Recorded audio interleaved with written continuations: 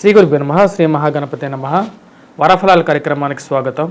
మే 5 నుంచి మే 11వ తారీఖు వరకు చంద్రమాను అనుసరించి గోచార రీత్యా ఈ వారం ద్వాదశ రాశుల వారికి ఎలా ఉండబోతుందని చూద్దాం. మనం చూసినట్లయితే సింహరాశి వారికి ఎలా ఉందని చూద్దాం. సింహరాశి వారికి మనం చూసినట్లయితే ఈ యొక్క రాశి వారికి వచ్చేటప్పటికి సప్తమంలో ఉన్నటువంటి శని అంత అనుకూలంగా లేడు. ముఖ్యంగా వచ్చేటప్పటికి వైవాహిక జీవితంలో మరి అదేవిధంగా జీవిత భాగస్వామితోనూ అదేవిధంగా వ్యాపార భాగస్వామితోనూ చిన్న చిన్న మనస్పర్ధలు గురి అయ్యే విధంగా ఉంటుంది. మరియు అదేవిధంగా రాహు అష్టమంలో ఉన్నప్పుడు జీవిత భాగస్వామి ఆరోగ్య సంబంధితమైన విషయాల్లో తగు జాగ్రత్తలు తీసుకోవాలి. ప్రయాణ సంబంధితమైన విషయాల్లో ఎక్కువగా అలసిపోవటం అనేది జరుగుతుంది.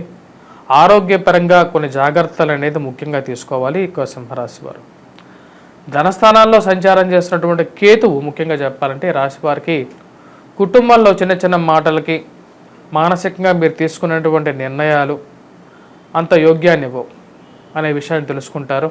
మనం అందరం కలిసి ఉండాలి, ఒకే కుటుంబంగా ఉండాలి, ఒకే నిర్ణయం మీద ఉండాలి అనే విషయాన్ని మీరు చెప్పడం జరుగుతుంది.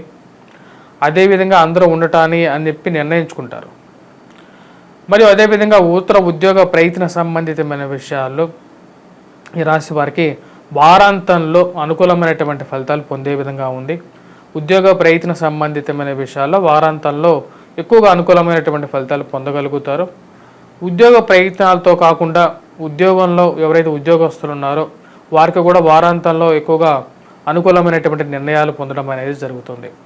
పేరు ప్రఖ్యాతల గురించి సంఘంలో గౌరవం గుర్తింపు గురించి మీరు చేసేటువంటి ప్రయత్నాల్లో వారాంతంలో మీకు గౌరవమైనటువంటి పదవి గురించి రావడం అనేది జరుగుతుంది. ఎన్నో రోజుల నుంచి మీరు చేస్తున్నటువంటి మంచి పనులకి రాబోతున్నటువంటి కాలం అంతా మంచిగా ఉండే విధంగా ఉంటుంది అని ఒక నమ్మకాన్ని మీకు గురి అవ్వటం జరుగుతుంది.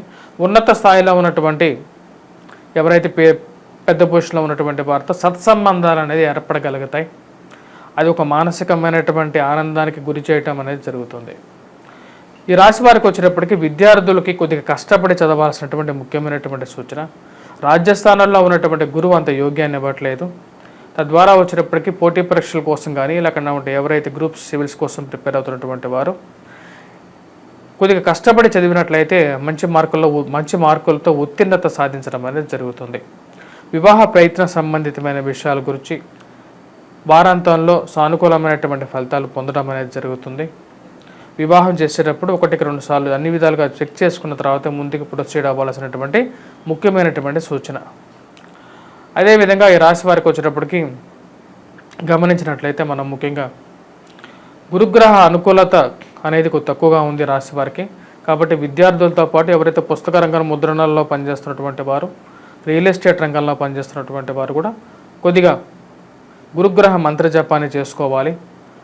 అదేవిధంగా విద్యార్థులు మరి వివాహ ప్రయత్నం చేస్తున్నటువంటి వారు, సంతాన ప్రయత్నం చేస్తున్నటువంటి వారు దత్తాత్రేయ స్వామిని పూజించినట్లయితే సానుకూలమైనటువంటి ఫలితాలు పొందడం అనేది జరుగుతుంది.